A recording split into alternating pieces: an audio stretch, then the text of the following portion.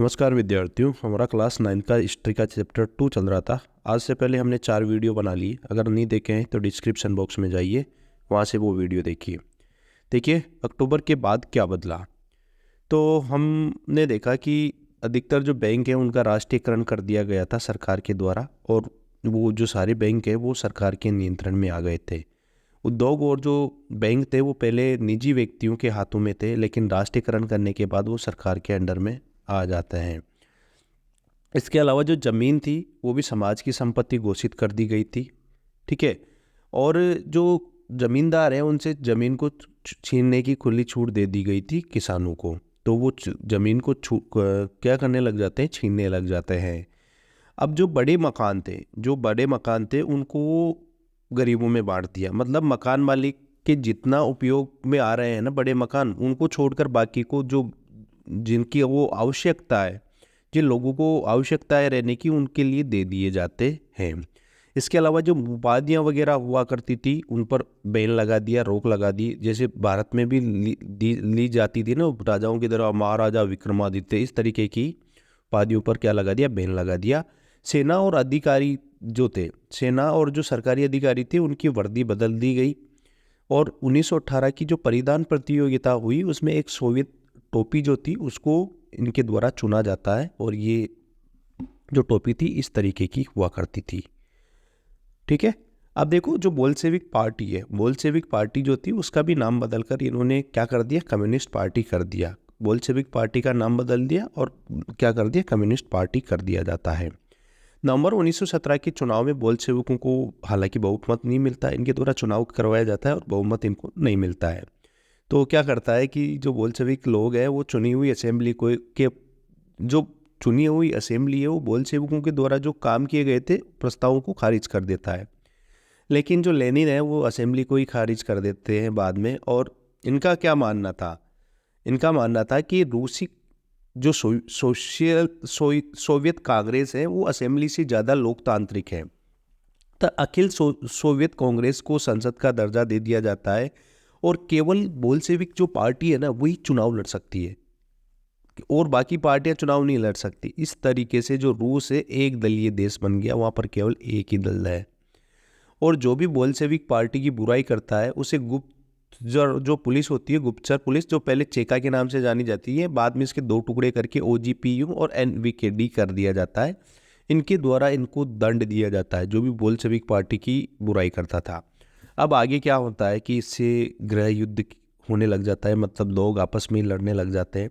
तो बोल्शेविकों द्वारा जो विद्रोह किया गया था उसके खिलाफ गैर बोल्शेविक, समाजवादी, उदारवादी, जार समर्थक दक्षिणी रूस में इकट्ठा होते हैं।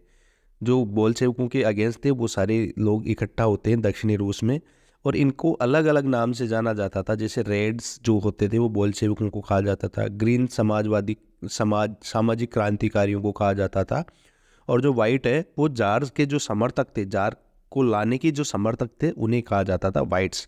ठीक है। अब जो ये याद रखना है आपको, रेड, ग्रीन और वाइट किसे कहा जाता था। ठीक है ना। अब आगे देखिए क्या होता है कि जो 2000 की जगह, सॉरी 1918-19 में ज़्यादातर रूस पर इसी का कब्जा था। यहाँ पर 2018 की जगह 1918-19 कर लेना, तो इन्हीं का कब्जा था यहाँ पे। ठीक है ना, ज़्यादातर रूस पर इन्हीं का कब्जा था। और जो कौन कौन से, ग्रीन और वाइट का ही कब्जा था ज़्यादातर रूस पे। फ्रांस, ब्रिटेन और जो अमेरिका, जापान का भी इनको समर्थन मिला हुआ था। ये लोग नहीं चाहते थे, कौन लोग, फ्रांस, अमेरिका, ब्रिटेन नहीं चाहते थे कि पूरे यूरोप में या रूस में समाजवाद फैले, तो ये इनका समर्थन कर रहे थे। रेड और वाइट्स, ग्रीन के बीच होने से, युद्ध होने से क्या होता है कि यहाँ पर गृह युद्ध की समस्या हो जाती है और बहुत सारी लूट मार, डकैती, भूखमरी यहाँ पर फैल जाती है। जनवरी 1920 तक तो गैर रूसी राष्ट्रवादियों द्वारा जदीदियों, जो मुस्लिम धर्म में सुधार चाहने वाले लोग थे, की सहायता से ज़्यादातर रूस पर बोल्शेविकों का अधिकार हो जाता है। ठीक है ना। और बहुत सारी रूसी उपनिवेशों में समाजवाद को फैलाने के लिए बोल्शेविकों ने राष्ट्रवादियों का कत्लेआम किया। उनमें से एक है मध्य एशिया में खीवा। मध्य एशिया में खीवा में वहाँ के जो राष्ट्रवादी है उनका कत्लेआम किया जाता है बोल्शेविकों के द्वारा। दिसंबर 1922 में सोवियत संघ द्वारा गैर रूसी राजनीतिक स्वायत्तता दे दी गई थी। हालांकि अब देखो समाजवादी समाज का निर्माण किस तरीके से होता है। उद्योगों और बैंकों का राष्ट्रीयकरण गृह युद्ध के दौरान भी बोल्शेविकों द्वारा जारी रखा जाता है। हमने देखा ना किस तरीके से उनके द्वारा किया जाता है राष्ट्रीयकरण। जमीनों पर किसानों को खेती करने की छूट दे रखी थी। यहाँ पर शासन केंद्रीकृत शासन व्यवस्था द्वारा चलाया जाता है, मतलब केंद्र के द्वारा ही शासन चलाया जाता था, एक ही केंद्र होता था, बाकी शक्तियों का विभाजन नहीं कर रखा था। अर्थव्यवस्था में सुधार करने के लिए इनके द्वारा पंचवर्षीय योजनाएं चलाई जाती है, जो केवल 5 वर्ष के लिए होती है और फिर उसके आधार पर देखा जाता है कि कितना ये सफल हुई, फिर बाद में किया जाता है। तो 1927 से में पहली योजना चली जो 32 में ख़त्म होती है, और 1933 में से 38 दूसरी योजना रही। और इनमें प्रथम जो 2 पंचवर्षीय योजनाएं, इनमें किस जो विकास को बढ़ावा देने के लिए जो कीमतें होती है उनको स्थिर कर दिया गया था, ठीक है। और केंद्रीकृत नियोजन के कारण आर्थिक विकास होने लगा, साथ ही नए नए शहरों का भी उद्भव हुआ। 1929 से 1933 के बीच कोयला, तेल और स्टील जो है उसमें 100% तक की यहाँ पर वृद्धि हमें देखने को मिलती है।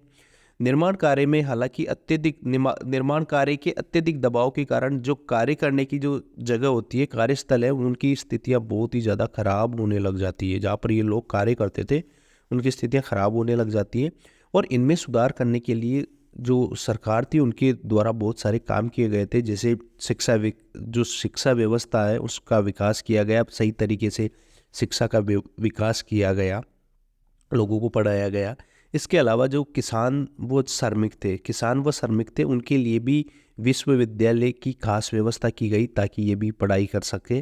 तो इस तरीके से इनके लिए भी क्या की गई, व्यवस्था की गई।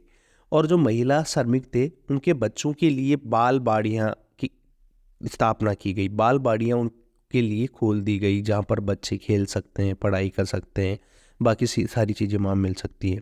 इसके अलावा सस्ती जो स्वास्थ्य सेवा है वो उपलब्ध करवाई। इसके साथ ही जो मजदूर है उनके लिए अच्छे मकान भी इनके द्वारा बनाए गए।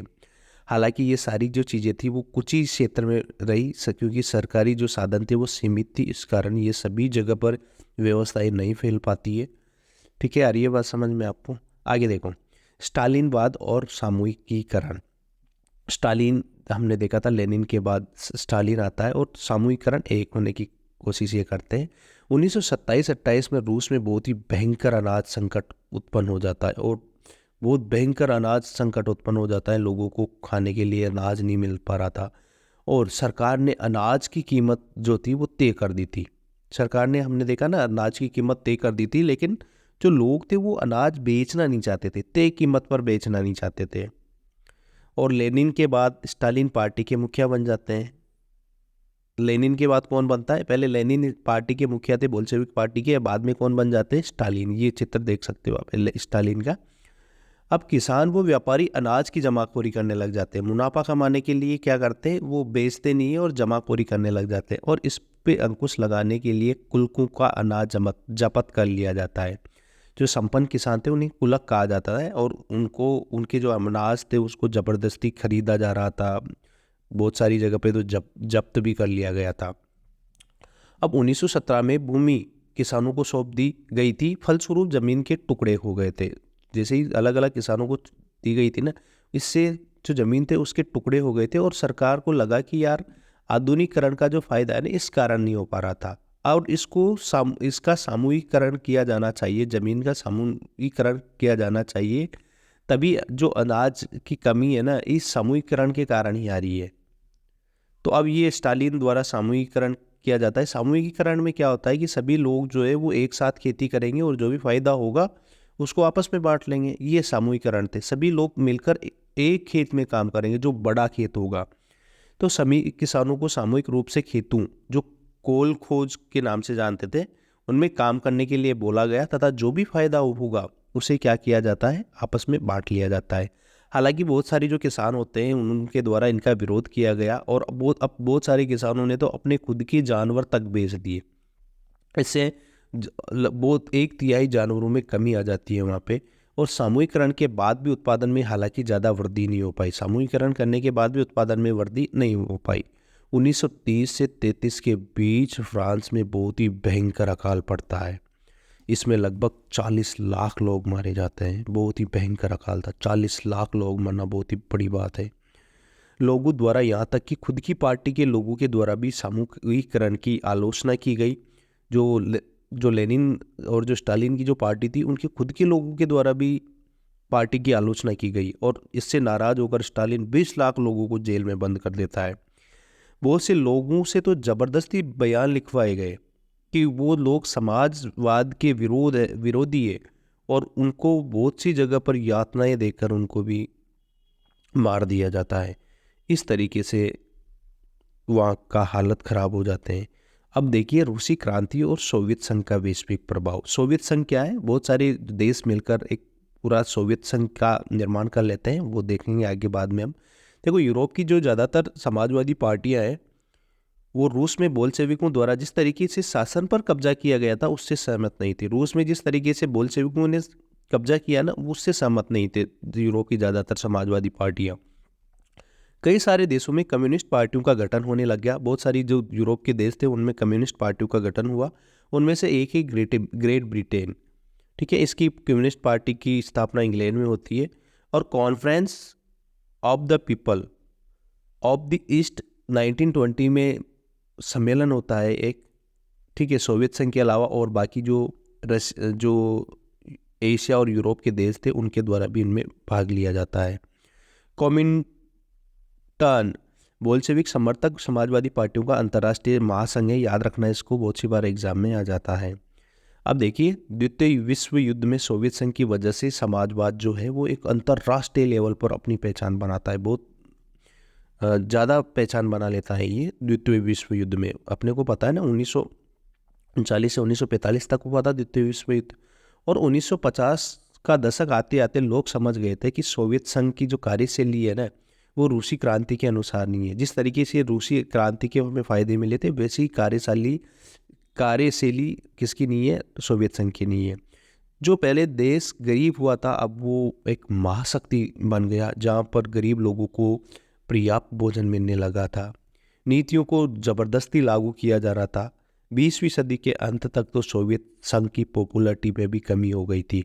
जिस तरीके से नीतियों को ज़बरदस्ती लागू किया जा रहा था, लोगों पर थोपा जा रहा था, उससे उसकी पॉपुलैरिटी क्या हो जाती है? कम हो जाती है। ये पूरा सोवियत संघ का एक मैप बनाया है मैंने। इसका जो गठन है वो कब होता है? सोवियत संघ का गठन 1922 में होता है। ये पूरा मैप है, लगभग 16 के आसपास इसमें कंट्रियाँ थी, और अलग अलग टाइम पर अलग अलग कंट्रियाँ रही, ठीक है। कभी ज़्यादा हो जाती थी, कभी टूट जाती थी, कभी वापस मिल जाती थी, तो ये थी। और इसका फाइनली विघटन होता है 1991 में इसका विघटन हो गया था। फिर बाकी रशिया और बाकी अलग अलग कंट्रियाँ इसकी बन जाती है। तो ये देख सकते हो आप, पूरा देख लो कौन कौन सी कंट्रियाँ कहाँ पे हैं, ठीक है ना। एक इतना ज़्यादा आपको याद रखने की ज़रूरत नहीं है, लेकिन एक अंडरस्टैंडिंग डेवलप हो जाए सोवियत यूनियन के बारे में आपको, इसलिए मैंने ये बताया है। तो ये आज आपका चैप्टर 2 कंप्लीट हो जाता है, ठीक है। और आपको अगर अच्छा लगा तो लाइक शेयर और सब्सक्राइब ज़रूर करें, ताकि हमें और भी मोटिवेशन मिलता रहे इस तरीके से, और भी ज़्यादा बेहतर तरीके से हम लोग वीडियो बना सकें और भी इंटरेस्टिंग फैक्ट इसमें डाल सकें। तो आशा करता हूँ आपको वीडियो अच्छा लगा है, और अच्छा लगा तो लाइक शेयर और सब्सक्राइब ज़रूर करें। Thank you.